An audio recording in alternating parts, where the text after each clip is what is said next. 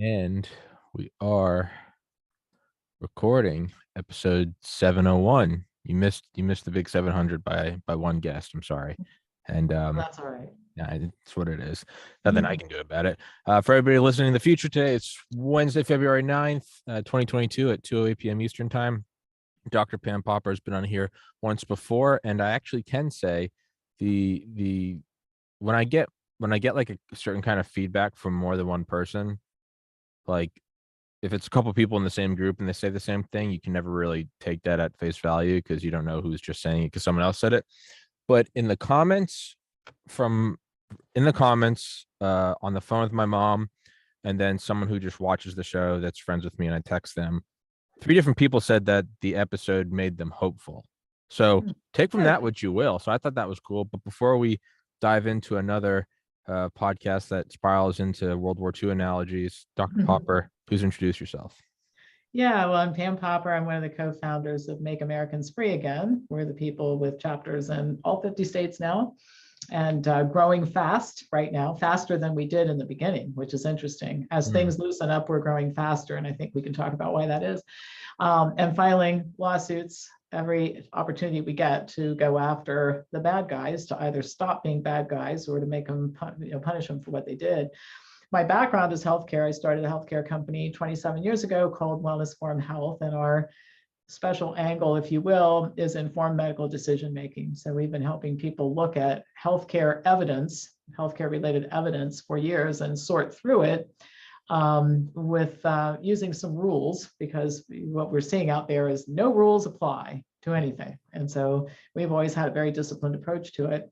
And because of that background, I was uniquely positioned, you might say, to understand this early, to make comments about it that turned out to be pretty accurate. And also, because of that background and because of the company that I built, we were uniquely positioned to be able to do something. In other words, I want to make sure people don't give me too much credit.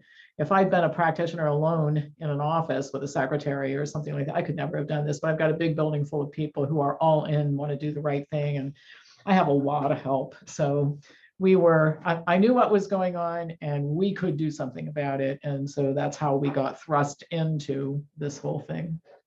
Dr. Popper's not a crazy person like me in an apartment surrounded with sound tiles screaming at a camera for hours a day. There's a big difference between us. But yeah. What we touched on last time, I actually think is completely fitting. You know, we all the World War II analogies primarily for everyone, for quick summary, is how the monolith, the opposing force, always seems like it can't be touched. Imperial Japan, Nazi Germany.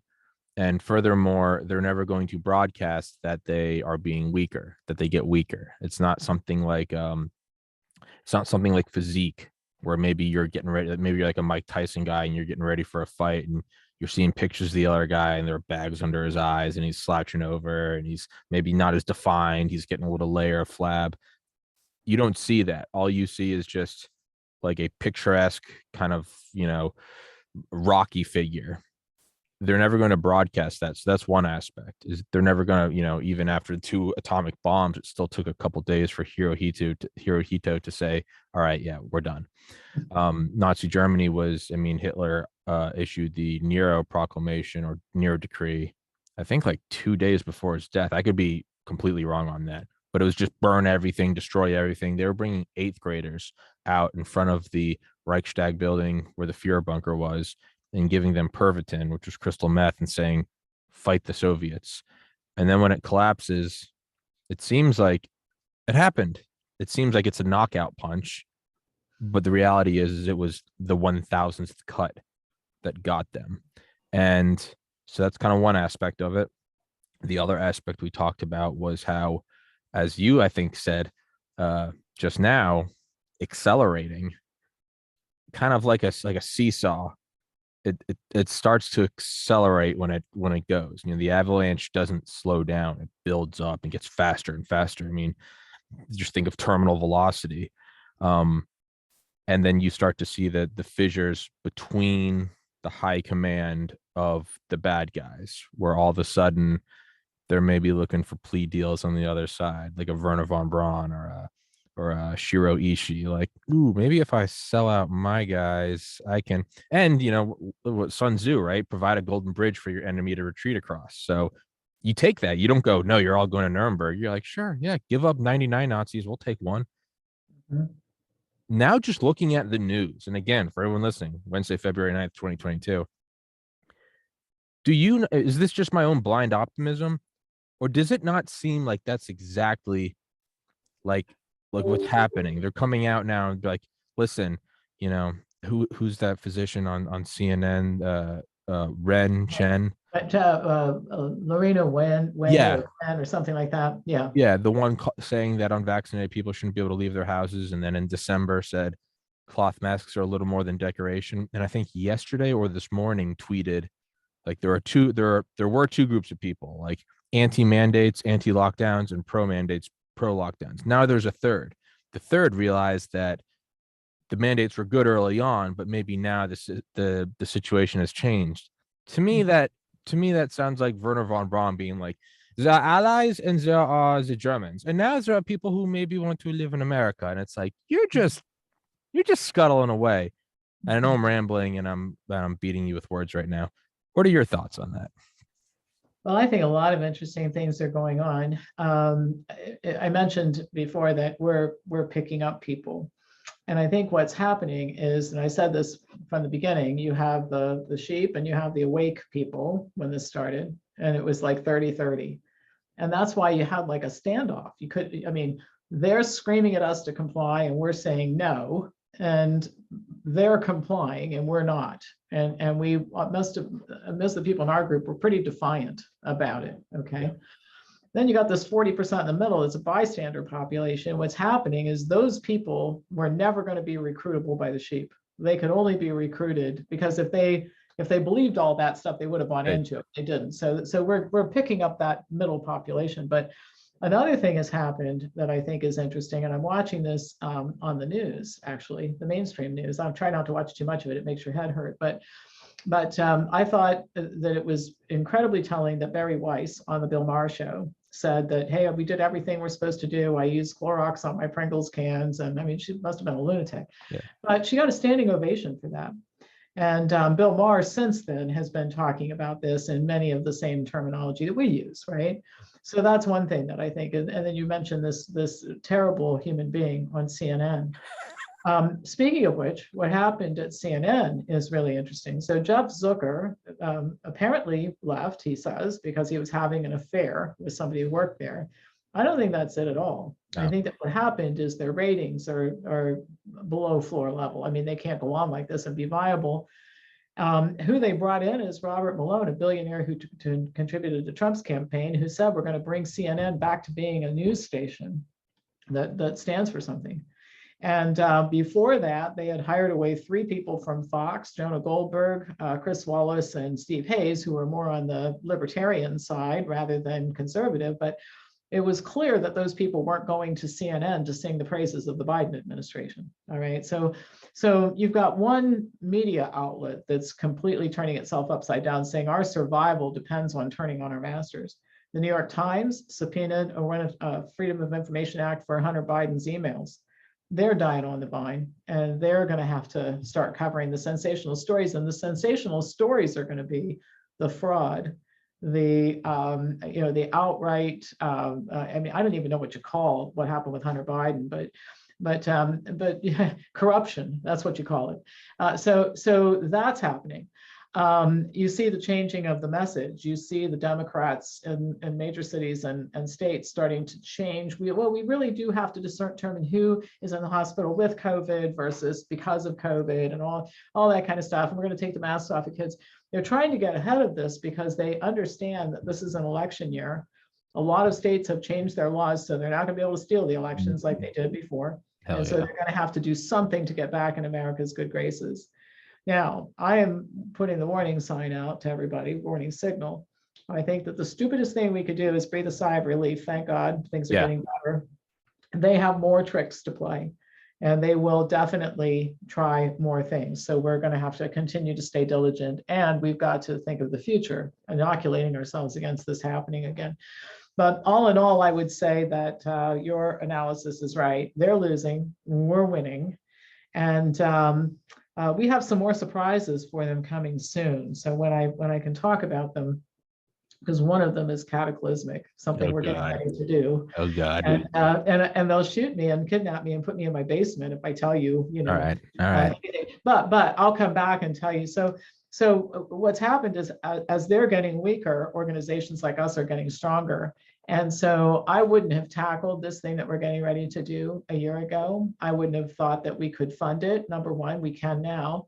And I didn't have the bandwidth to do my part of it to make it happen, which I do now. So we can take on more. They're getting weaker, we're getting stronger, and that's going to be a lot more fun, I think.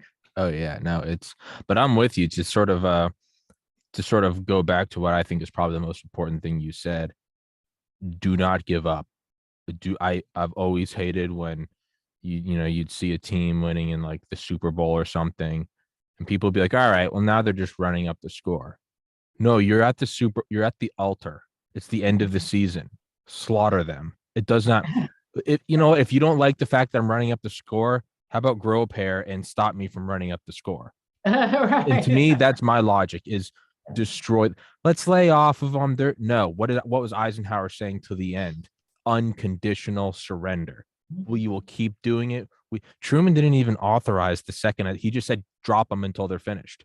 He just said keep going, and then he called off the third. Go until they're finished. Don't. We're not going to island hop. We're going to go to the mainland, and we're going to bulldoze your entire country. Unconditional surrender. And to Right. me, that's what it is. And not only that, I mean, it's been what 77 years, and we still have bases in Okinawa and Iwo Jima and Ramstein. Don't just beat them, neuter them, Mhm. destroy them, because what they did is so unconscionable. It's not just hey, you're going against your enemy and you won, and then be a grateful winner.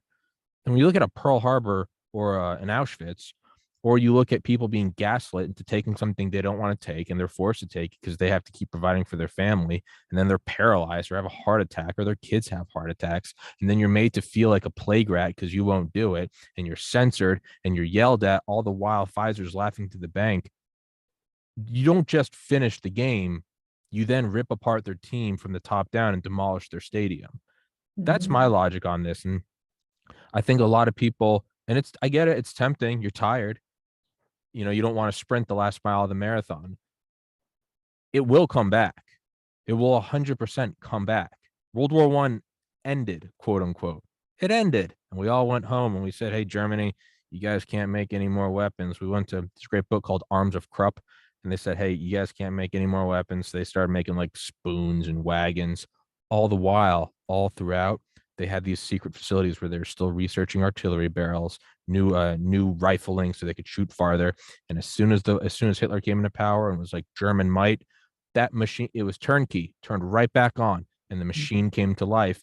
And like something escaping a vaccine, they escaped 1819 and they came back more lethal than ever.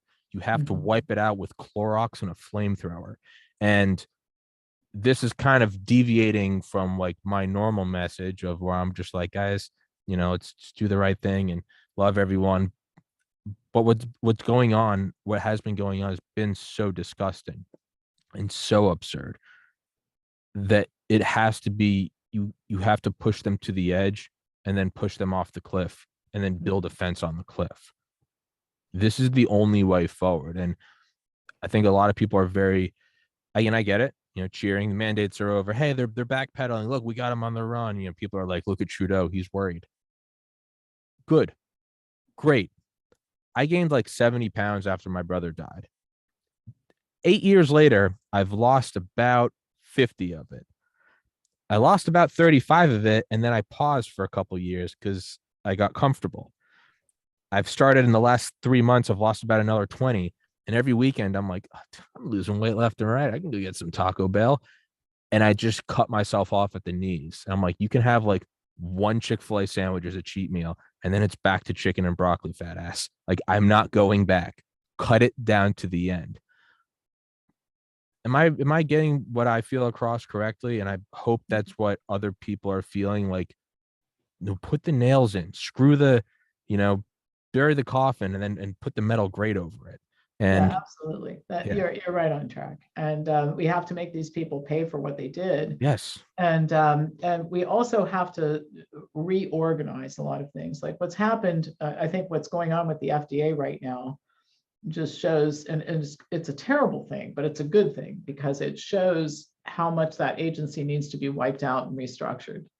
Okay, so I've been talking for years about this, $2.6 billion the drug and device makers give the FDA, and everything gets approved.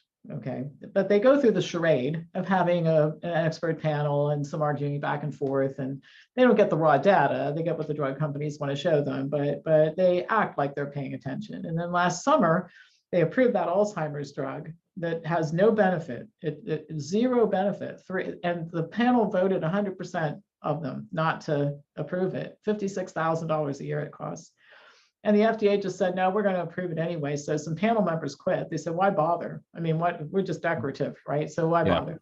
All right, so then you speed ahead and they just approved the Moderna vaccine, took it out from the EUA and approved it without any panel. This is the second time they've done something like this. It's why are we even bothering to go through the charade? We know what's going to happen, right?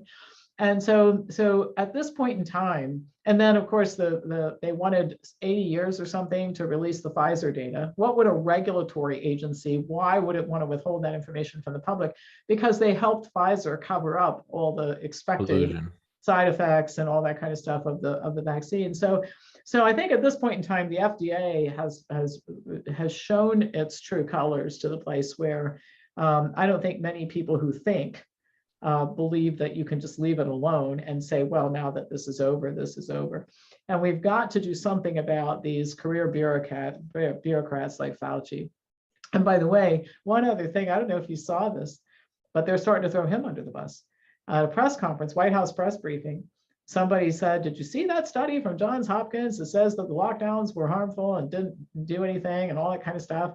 And she said, hey, that wasn't us. That was Fauci's idea. So yeah. So we got to get to that little criminal and make him pay for what he did, and make it unattractive. And of course, I think a lot of people want jail time, and I'd like to see them in prison. But I think that it's more important to take their money away.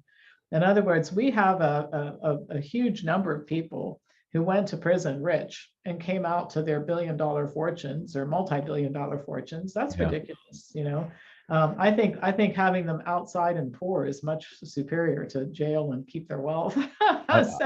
And many of them have done such heinous things that even if you took all of their wealth, it wouldn't be enough to make whole the people who they damaged. So yeah, and I'm not coming from a vengeful standpoint. I'm coming from and one good thing about the position I'm in, I just want to clarify this for everybody.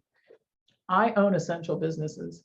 I have suffered no financial loss other than what I have chosen to invest and make Americans free again. So I'm not damaged. I'm not coming from the standpoint of they hurt me at all in any way, shape, or form.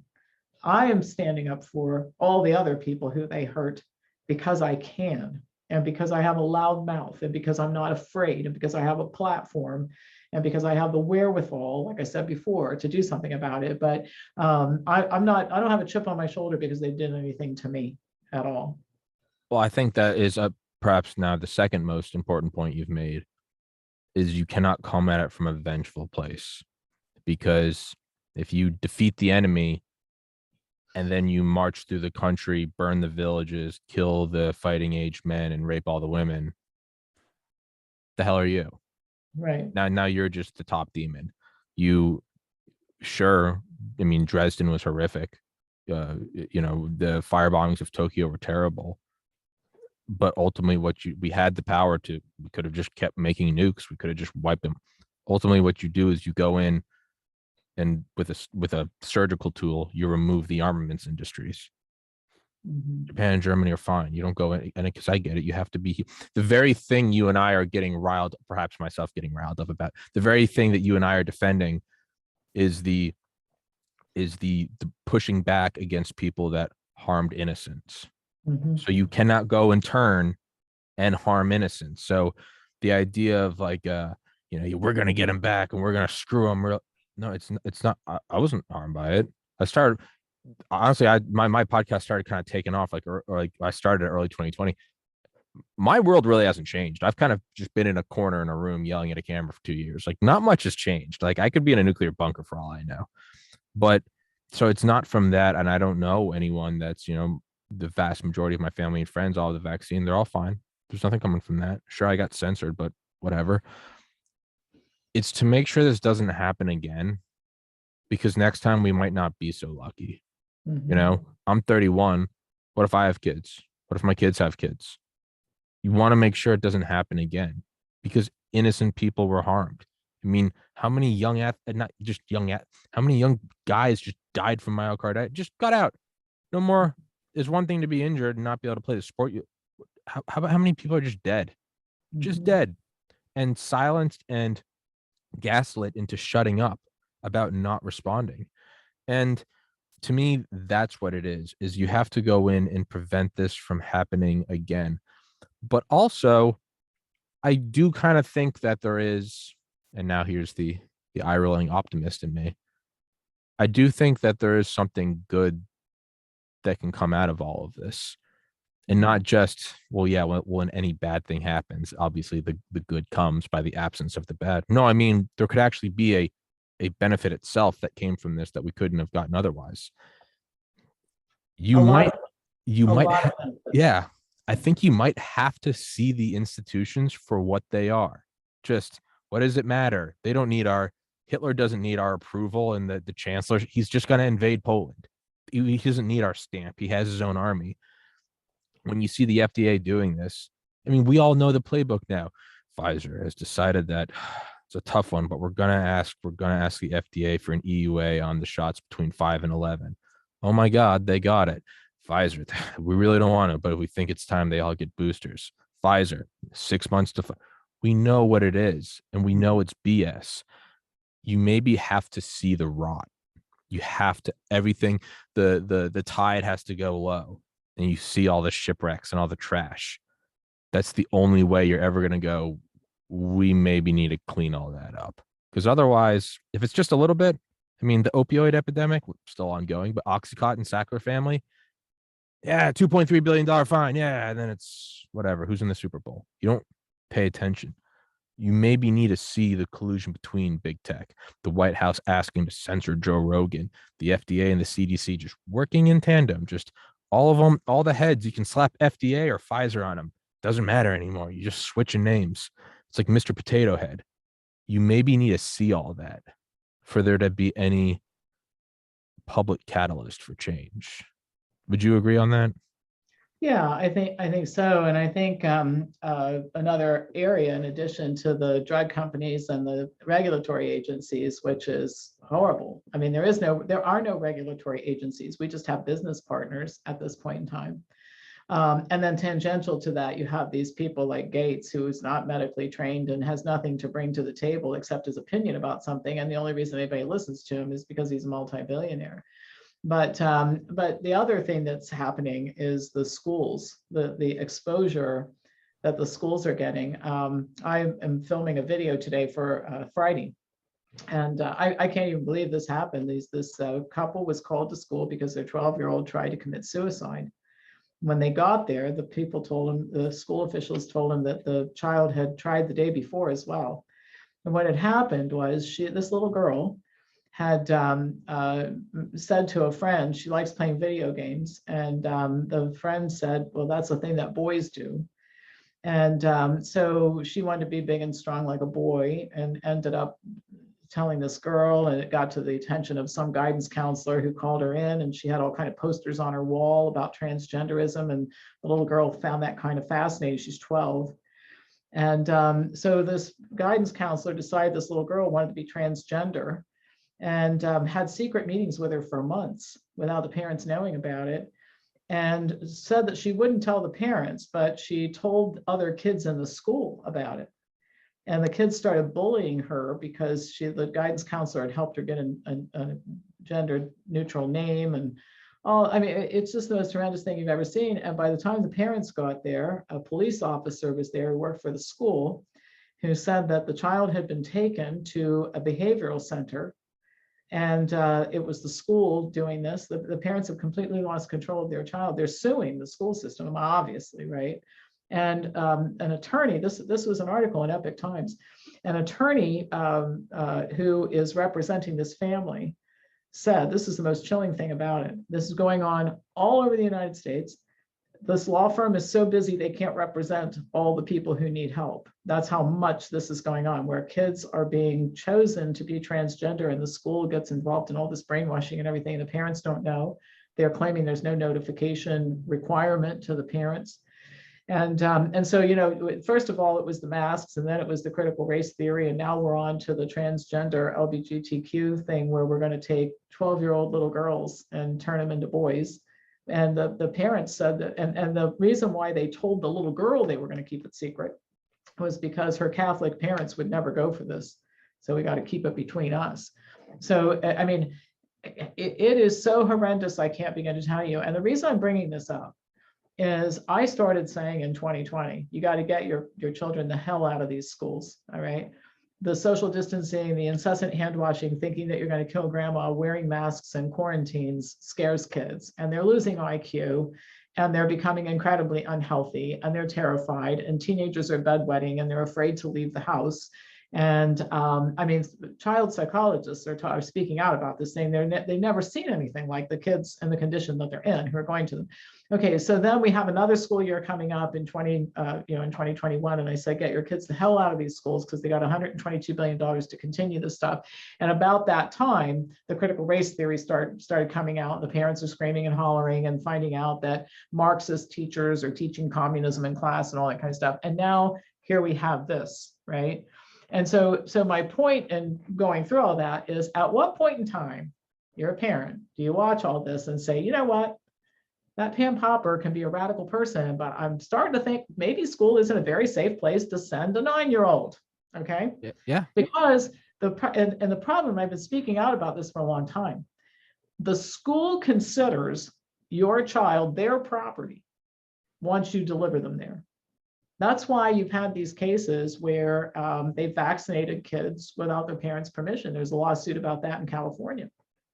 They don't have a mature minor doctrine in California. Some states say that kids can walk in and get a vaccine without their parents' permission. Well, that needs to change. But in California, this would be a violation of the law, and they did it anyway because they don't really think the laws pertain to them when it comes to doing what's best for children. And we all know that who knows what's best for children is school officials and health officials, not their parents, right? So anyway, it's just another example of something where it's parents are waking up and saying, you know what, we have got to protect our kids. And in order to protect our kids, we have to keep them the heck away from institutions that are out to destroy our children and do it behind our backs. Like, we may not know until my kid tries to hang herself in the bathroom that there's a problem, right?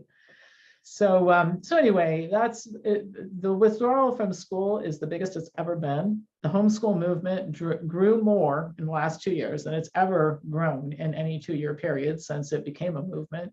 I think that's a good thing. I think all of this is a good thing. I think what happens to these children is a terrible thing, but I think that the turning it all upside down, and just like you said, there for everybody to see. You can't ignore this anymore, you know? That'll be good. And then I think the changes in the media has collapsed. They will now save themselves by turning on their masters. The government is collapsing. They're going to try to save themselves by turning on each other.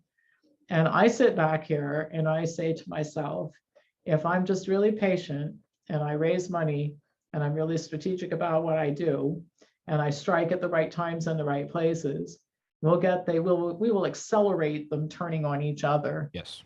So that, and then that's how it really comes apart. Everybody is going to want to make a deal. That's, by the way, that's why the whistleblowers are coming forward. Sure. Tom Renz has had quite a few of them. And I think part of it is, if I help you, maybe I won't go to prison for knowing about it was going on. I did nothing about it, or actually participating in it going on and doing, you know, that sort of thing. Build a golden bridge for your enemies to retreat across. It's all or nothing is not the best, is not always the best tactic. It's right. Sometimes you need it. D-Day, Dresden, Tokyo, Hiroshima, but things like Operation Paperclip, you know, what was the Operation All Sauce, and I can't remember the other name of the intelligence committee. It was like a temporary committee under the OSS, but they were needling away at this really like all spring 1945. It was starting to come down, and then all of a sudden it's let's put demolition charges on that beam, that beam, that beam. We don't need a whole wave. So we just take it down like Jenga. Um, or I guess the opposite of Jenga, trying to purposely bring it down. But that example you went through, it beautiful. It's not beautiful. It's obviously horrific. But I mean, I think it's beautifully pertinent in that that's just one example. I don't have kids. Me and all my brothers are adults. It doesn't. So that's not pertinent to me. I only knew some of that. But to me, that's just like, okay, now there's this whole other ocean of people that are being affected by this. And at a certain point, sometimes it needs to come home. Sometimes it hammers away. Well, we don't need it. I'll get to it tomorrow. I'll clean the shower next week. I'll clean the shower. And then in 1 week you're in there and you're like, you're like, oh God. And it's all right. You put the mask on and get the bleach and you're like, all right, we're going to war with it. Sometimes you need it to get so bad that you snap out of it and it wakes Oh, and you I'll up. tell you something else about it getting so Sure. bad is you probably heard this: the enemy of my enemy is my friend. Yeah. Okay. So another child case I won't go into too much because I covered the other one, but this was a situation where a nurse practitioner didn't like what the parents were doing, called Child Protective Services, and this guy's been involved in politics and the whole 9 yards, and he's a very, very conservative. So all the way over here to the right. Well, this story, what happened to him and his kid, got a lot of attention both locally and nationally. The Epoch Times did a story on this as well. And what happened is somebody in the legislature, all the way over on the other side, as far to the left as this guy is to the right, spoke to the Epoch Times and said, listen, we're political opposites, but I know this guy. He's a good parent. This should never happen. Okay. So now you've got and this is, I think, a wonderful thing that can happen. I was asked yesterday in an interview what I thought of the two-party system in the United States. Is it viable? I think it's viable. You know how I think it's going to become viable again is what I just said. People who are here on a lot of issues find out that they're here on the ones that count. Yeah. And then you can squabble and fight about the rest. And I was out after this interview that I did, I was thinking about when I used to belong, when life was normal, and it was 20 years ago, when I belonged to a book club. And my book club was interesting because we had all these different age ranges, and we had Democrats and Republicans, and we met at a downtown private club that catered to politicians and all that sort of thing because it was near the State House. So we had some people who worked in government. And we used to have the most interesting discussions about things that we had a lot of different opinions about at the table. And I would say that over time, we learned from each other, and we all probably modified our views on something to some degree, I would say. Okay. And that is how the two-party system used to work. And that's how it's going to work again. And I'm seeing it as our meetings grow, the types of people coming and the political ideologies they come from or are running away from. That's another thing that's happening, are quite diverse. And so people who think differently about things are starting to come together because they agree on the important things. What happened to these children? Nobody thinks that is a good idea. Democrats don't, Republicans don't. I don't know except for the communists and the crazy people. I don't know anybody who thinks that's okay. Watching Fauci and Walensky misrepresent information. I wrote an article on Walensky's reporting on that mask case. Did you hear about this? She had the CDC sponsored a mask study, or did a mask study in Arizona. And I'll just give you a couple of points. I mean, I wrote a 3-page article on it, reference. But the bottom line is that if this is what the CDC is capable of, we need to disband that agency, because it was supposed to be schools in Maricopa County. The number of schools included in the study was more than there are in Maricopa County. That's kind of interesting. And Maricopa County again. Yeah. Yeah. So when the cohort is bigger than the cohort could possibly be, well, we got a problem there, right? And then the school years started at different times. So you're talking about the cohorts aren't you can't compare apples and oranges, right? And so anyway, Walensky, the head of the CDC, she must have done 100 interviews in which she said that this study, which was so fraudulent, you can't believe it, there were 50 things wrong with it, and you wouldn't have to be much of a scientist to figure it out, actually, if you read it. 3.5 times more likely to have outbreaks in the school unless as opposed to kids that were not masking. All right, so definitely masking is the thing you need to do. And she repeated it, and she repeated it, and she repeated it.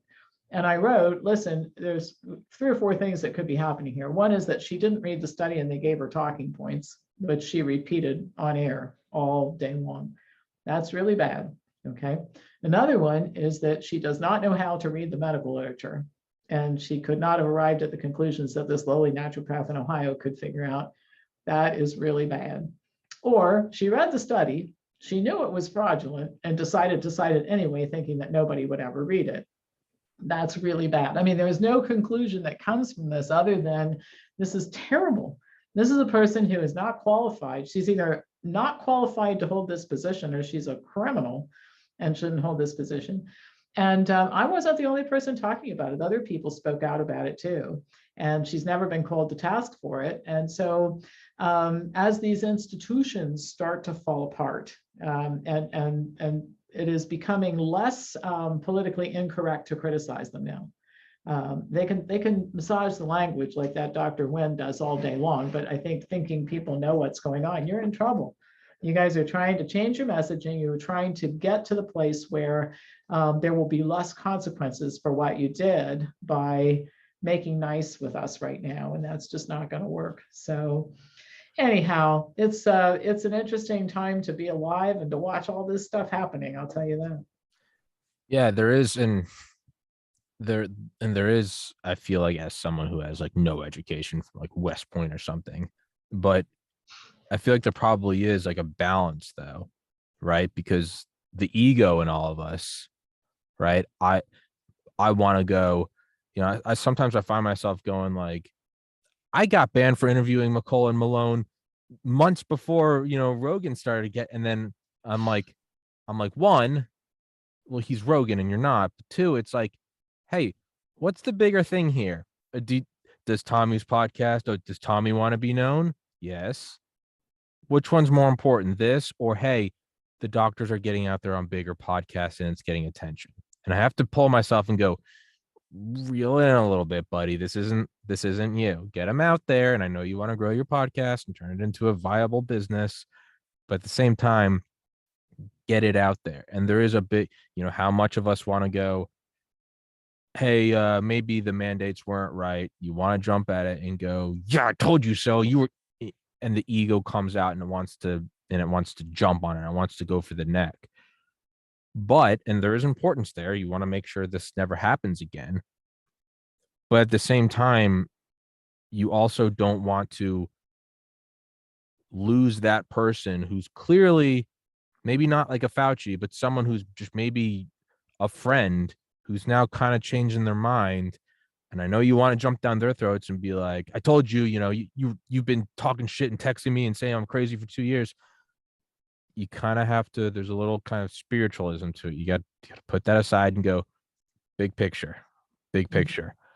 We want to make it from fringe to censored to okay to, you want to make it the main thing now to say, yeah, you can question what's going on. It's you let them in. Don't sit there and go, told you, as much as you want to.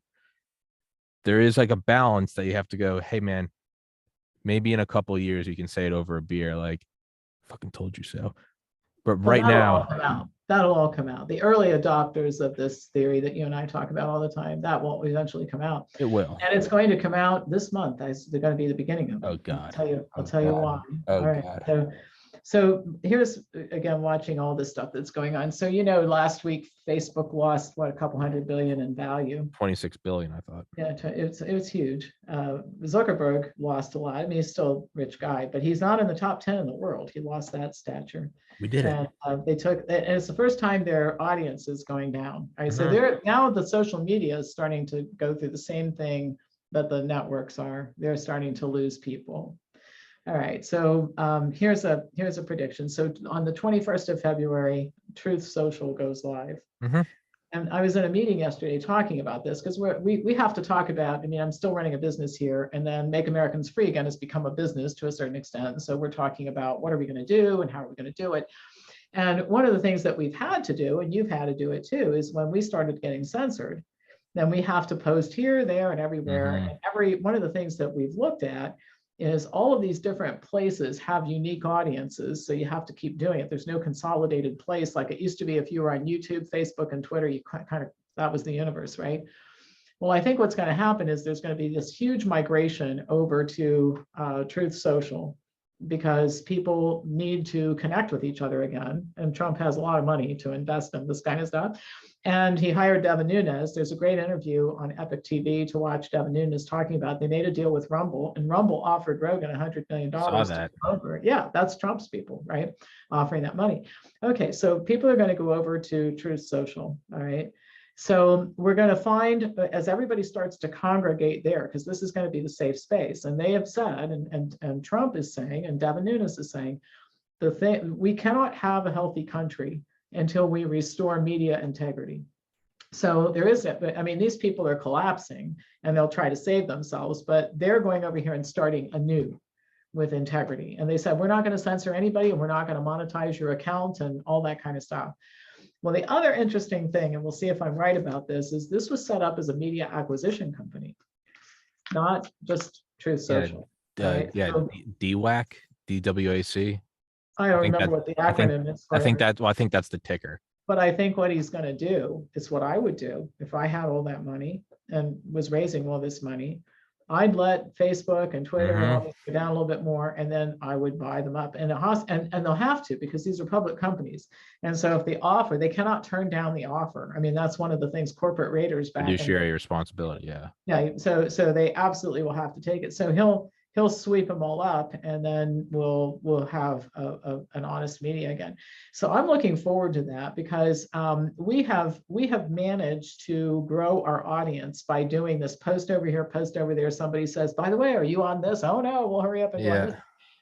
It takes my person in the office who does that spends probably the better part of half a workday throughout the week doing that, because there isn't a central location. And I think that will eventually go away. And we'll be back to the place where you post one place and it covers all the places that matter, and nobody's censoring it, and we have open communication again. And that is when people will start to recognize, because if some of the people who are as upset about the censorship as we are people who were not on board with this in 2020 like we were, but they will go to this place because we're going to post all the videos on Truth Social. I mean, we've already made up our mind that as soon as they say they're going to start allowing people to set up their accounts, I mean, my person who does this here knows you're going to have to move 500 and some videos over there. Okay. And that's not fun, nor is it. I know. And then all these other posts and these articles, it all has to go over there. But, and so the new people who sign up over there, who've never seen your stuff, never seen my stuff, they will know. They will go back and watch the stuff from March of 2020 and go, wow. Some people knew. And all my stuff is recorded on Zoom. So there's a literal day, month, year, hour, minute, second ticker running. So you can go back and it's just me talking. And that's going to be a huge thing. And no, I know about all the other platforms. Like, I'm posting on, are you on this or you're on that? And I'm like, no, I don't know what that is, but okay, I'll post my links there. And some accounts I have 500 followers, other ones I have like 7, but I just keep doing all of it because you kind of have to blanket it. In terms of the moving all the videos, getting banned from YouTube and actually foreseeing it and starting to upload on BitChute and Rumble. I would just upload, I would just constantly have videos uploading. And that was when I had like a library of 300 or 400. I think when I moved everything to Odyssey, I'd hit like 500, and I was like, all right, for my sanity, I'm just going to do 10 a day. Got to go get the files from the hard drives and move it over. I mean, this is episode 701. HD, the podcast is at 11 terabytes now. Standard definition, it's at like 1.5. No, I know it's but hey, it's a good problem to have. But one thing I think of is with all of this, it's very great, and I'm excited, and it does feel like the tide is turning. And obviously, everything we talked about, we can't get up or let up. And obviously, you do have to punish the people that let this happen. You cannot. I have a friend who's like a scientist and like evaluated gambling for like a couple of years, and he did a podcast about it. And he was like, in conclusion, he was like, one of the takeaways is he's like, you cannot play a rigged game. There's just a total waste of, like, from the get go. You just have to not even walk in the casino. It's just done. You cannot do it. It's rigged. You cannot play it. And I realized that with YouTube, when I would get 100 views in the first 3 minutes and then just pause and then somehow start going backwards. But that's one thing you got to realize that, the FDA, they can't just be decoration. Like, they do have to be fixed and ratted out. People do have to go to jail. But then there's like a third step. So the first step is we're winning, but don't let up. The second step is you have to punish those in charge. The third step is don't get too drunk on the merry, we're creating a new thing. Because as sure as the sun will rise tomorrow, these new things, one day Rumble will be the bad guys. It's just what it is. And that's not, I love Rumble. That's my biggest base right now. I love Rumble, and I'm so grateful for them. Like, I love them. One day, either power or money going to their heads, or new guys coming in, old guys retiring, or just a change in the landscape, they will be YouTube, and they will squash everyone. And although I'm conservative, it might be a conservative thing where they start squashing liberals. You cannot do that.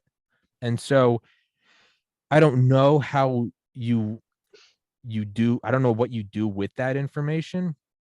For me, it's why I keep everything on different hard drives. It's why I have, like, any family friend or anyone that has like a gun safe, I'll just give them a hard drive and be like, just put the podcast in there, just bury it. I just don't even want to know where it is. Because to me, I'm like, these will all be evil one day, and there'll be a new thing. Here's how you deal with it. Okay. And it goes, it's from a more macro level. Yeah.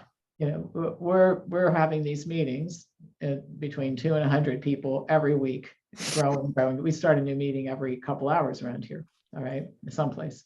And so, to your point, to the earlier point of we can't let up, we have to keep building that way, because what will keep that from happening again is people connected to each other who are watching this stuff. Who was it? The former Speaker of the House that wrote "All Politics is Local," and I'll think of his name in a minute. Tip O'Neill from Boston wrote "All Politics is Local," which is a great book to read, even though he's on the other side of the aisle. Sure. But he was on the other side of the aisle at a time when he and Reagan used to scream at each other in the White House, figure something out, and sit down and have a drink at happy hour. Yeah. A different kind of time. But we have to be engaged in local. We have to have a local community. And this is something that I have a lot of time to think about this stuff, because I don't sleep much these days. And I was thinking about my former life and the kinds of people that I hung out with. I never hung around with bad people, don't misunderstand. I hung around with people where some of them, my admission to the club was based on being very careful about what I said about some things. Like there are groups that probably wouldn't have taken kindly to knowing I was a Republican or a conservative voter or whatever. And now what's happened is all of that's gone, but the new connections are actually much deeper than those ever were, even though some of those were 20, 30 years old. All right. And so the like-minded people getting together and saying, these are things I care about. I care about them enough to show up someplace every Thursday, to talk about it, to work on it. We have to keep fostering that. Yeah. Okay. And had we had those types of communities set up at the time that this happened, it would have been over in a matter of a few weeks. Yeah. This country cannot deal with tens of millions of people who say, I'm not doing it. I mean, Yeah. the Canadian government can't figure out what to do with 50,000 truckers. So can you imagine 80 million Americans just saying, we are not going to do this, period, end of story. All right, so it'd be over in a few weeks. So I think that that's the key, is getting people back connected to each other again. And I think about, again, going back to my former life, people would have said, oh, Pam, you're around people all the time. You're speaking at this conference and you're going over here and you're doing a book signing over here. And then you belong to this group and this group, you're testifying in Washington and all that kind of stuff. Around people all the time to whom I did not have a deep connection based on mutual goals and ways of looking at life. Okay. Yeah. So my new tribe, if you will, there are a few of the older people, not that came from my prior life, that were really like me and I'm like them. But this new group of people, we all believe in God. We all have loyalty to our country. We believe in strong families. We believe in freedom. We're willing to sacrifice in order to stand up for what we believe. We think that connection is important. We think our communities are important. All right. We look at these godless, soulless creatures out there doing whatever the heck it is that they do all day long with disdain and disgust. All right. So we have a lot in common. We grow that to 80 million people, and that's how we inoculate ourselves against something like that happening. Because if Truth Social and Rumble go to the bad side, 80 million people can start something in 14 nanoseconds. Yeah. Okay. Yeah. You think about it. I mean, it's just astounding what you can do. And I think I know that I'm onto something, because I've said this for a long time. What did they not want us to do? Congregate. Yeah. That's that's the thing we have to do then. Yeah. Congregating is the thing we have to do. We have to continue to defy them in that way. Oh yeah. No, it's yeah. And then there's even like a macro to the macro. And it almost gets into like, is there just certain like instinctual or biological or evolutionary patterns where, I mean, after World War II, when everyone rationed, everyone knew someone. I mean, what, 400,000 people, 400,000 soldiers died. I think 8 million. I think that was the peak deployment. Women working in factories, assembling shells and P-51 Mustangs, and Boy Scouts collecting scrap metal. Mm-hmm. I mean, aside from the fact that they literally killed the Nazis, but that's why they're the greatest generation, right? And I don't think there's any coincidence that, sure, we were one of two superpowers, but that's what led to just the golden age of just American growth, American innovation. I mean, going to the moon 24 years after like dropping the A-bomb, like it breeds that.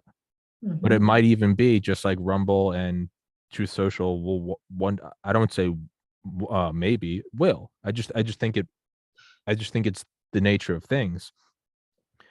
You then have to look at like, what about all the 80 million? Well, eventually the 80 million will have kids and they'll be raised pretty close to it. But then the kids will have kids and the kids will, and that's where we get to where we are today. And then you kind of need another booster shot. Mm-hmm. Maybe not Nazi Germany and Pearl Harbor, but maybe you need mandates and, clot shots and censorship before everyone goes, all right, hold on. And we build this big thing and it will be golden years. And the next generation will carry it out 75% as well. And then the next, and I don't know, maybe 77 years from now. So what, 2099, there'll be a new thing where everyone's going, you know what, guys, we've strayed too far. And that might just be it, which just means we have to play our position right now. Weak men make hard times. That's where we are right now. Let's just deal with it and let's move forward with it. But to me, it's, you almost have to become aware of the bigger things. Like, I mean, I was too young, but I mean, like Howard Stern going from this like rebel, from the very little, I generally know very little about him, but from like the rebel kind of like hardcore, everyone wants to censor him, like Marilyn Manson-esque, Opie and Anthony-esque, just, gonna do whatever anyway. The crotchety old men don't like me. To now him doing like podcasts and him saying like, get the vaccine or like you're an asshole. Like, yeah, sometimes the government does need a censor. And it's like, dude, what happened? It's like Rage Against the Machine requiring vaccine passports. It's like, guys, you are the machine. You need to be aware that we can always say, I'll never become that. You know, Rogan might say, I'll never become Howard Stern. Maybe he won't. Maybe he's disciplined enough. But you almost need to offset it and go, I probably will, because I'm not bigger than these patterns that have repeated throughout human history. I hope I don't. I probably will become that. And if I do become that, I'm never going to inform you that I've become that. I might be blind to it myself. You just have to remember I'll probably become that, and you'll need to destroy me and become your own thing. One day I hope to be Rogan, and I'll know I will succeed if one day I go beyond that and I become an out of touch delusional asshole. And people go, dude, do you remember when it was cool? And then something else will rise. You almost need to be aware of that. Like I can't fathom me like Colbert, like watching Colbert doing like the vaccine dance and just me being like, dude, I'd rather blow my head off than watch that again. But and then I think of like me getting banned from YouTube and doing a podcast above my parents' basement or above my parents' garage, like interviewing doctors and screaming about how this is like the rise of Nazi Germany. One day someone will take one of those episodes and put it by whatever I become, and they'll be like, you know, don't grow old. They'll be like, this is a terrible example. And that will probably happen. As much as I can't think about that, it will probably happen. It doesn't have to happen. And I'll Doesn't tell have you, to.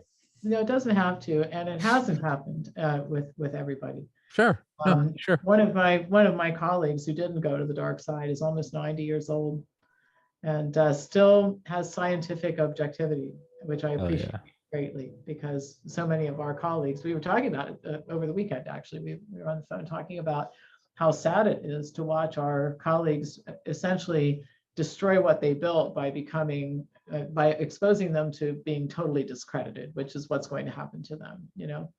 And but not everybody did that, and you have to watch yourself all the time. I mean, I'm 65 years old, and I became a better person as I got older.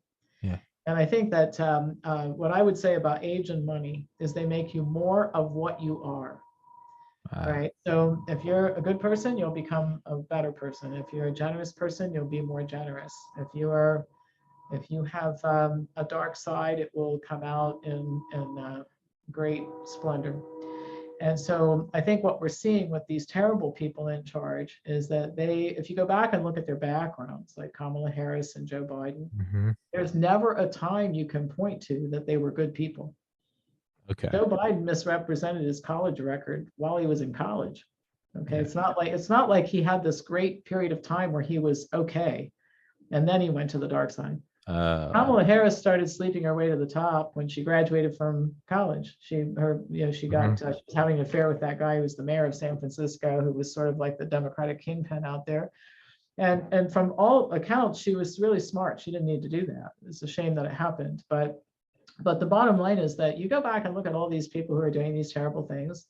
There wasn't a time when they were bright lights and they were on the right side of everything, and then they went bad. It's that they always had these tendencies, and as they gained power, they became more of what they were. And I think the same thing is happening on the other side. We have seen some amazing demonstrations of heroism from people who would have told parents who would have said, I never could have visualized myself being on a YouTube video that goes viral or on internet viral. I never thought in a million years I'd have the courage to show up at a school board meeting and tell these people what I thought, or to pull my child out and homeschool. So you're watching it happen on both sides. Both sides are rising up, and the good guys are showing more of how bad, or the good guys are showing more of how good they are, and the bad guys are showing more of how bad they are. And so I don't worry too much about you, actually, not as much as you might imagine.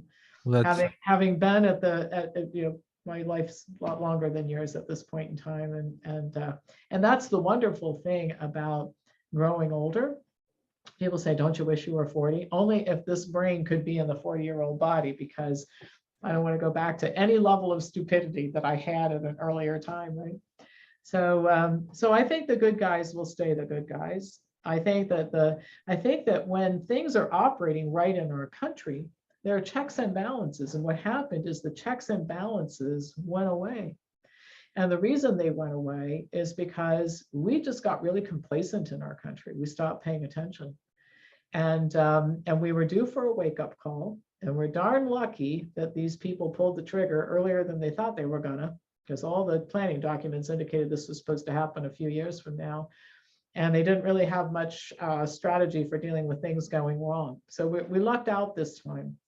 And the likelihood that we would be lucky like this a second time is not real great. So we better learn our lessons. We need to become diligent citizens. And I'm looking at myself, and let's say, I always thought that I was doing great as a citizen because I read about candidates and I voted.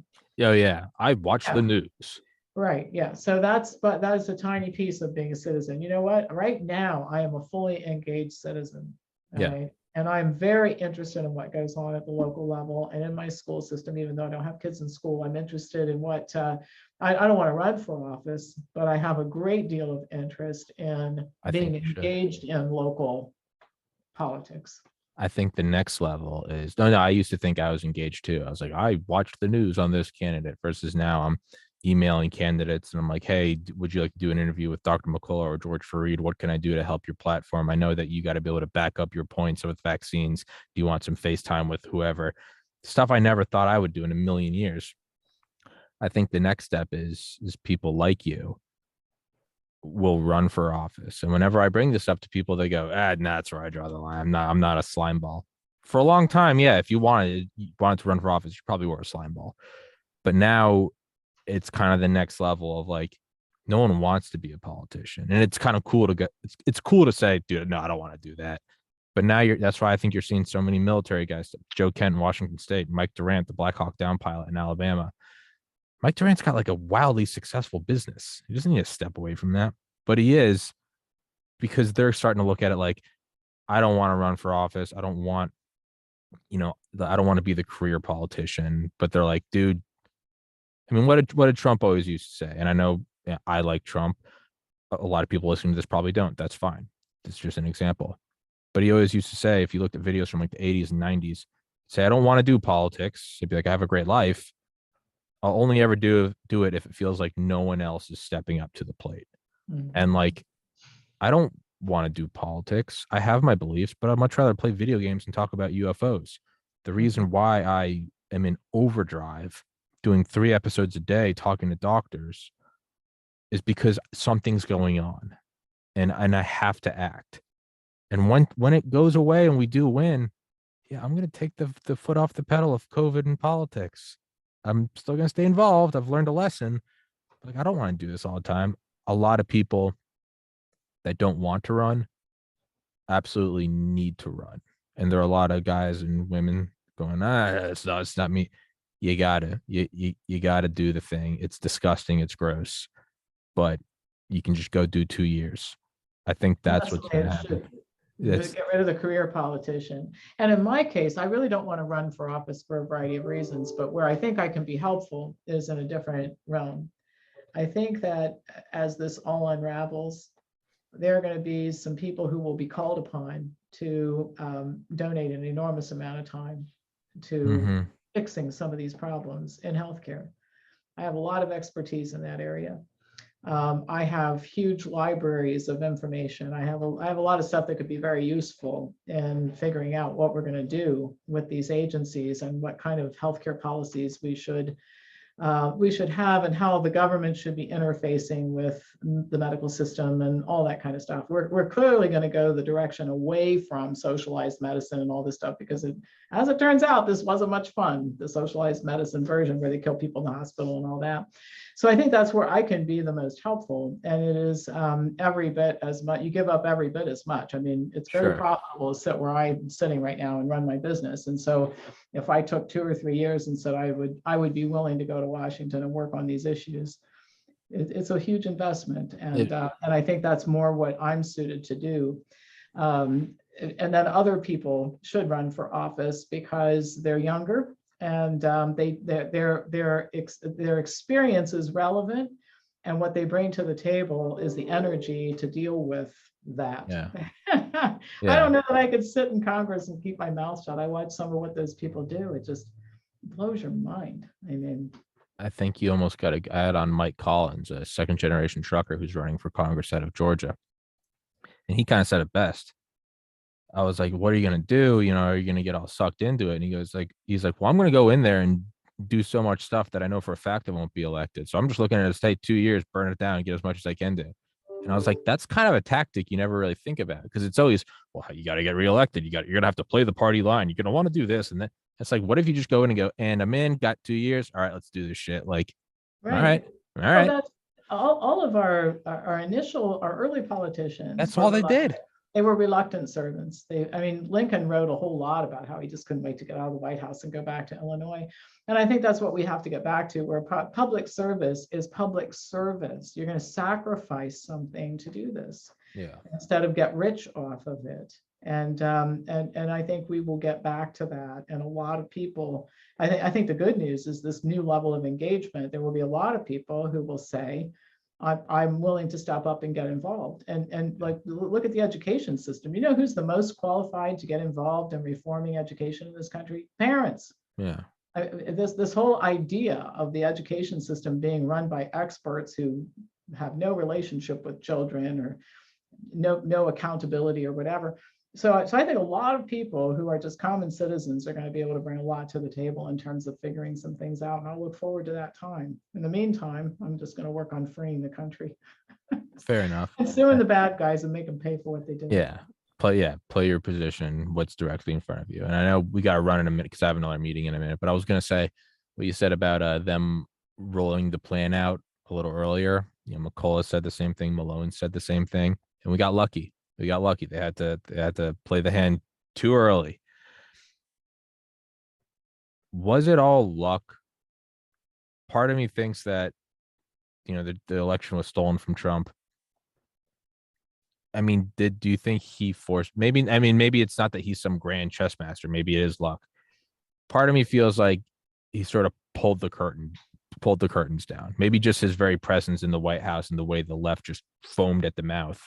Mm-hmm. But it almost seems like he made them launch their secret weapon a couple years before it was perfected.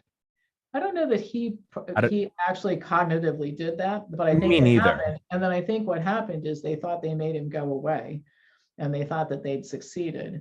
And Yeah. instead, you know, that one of the things that you learn by my age is never underestimate your enemies.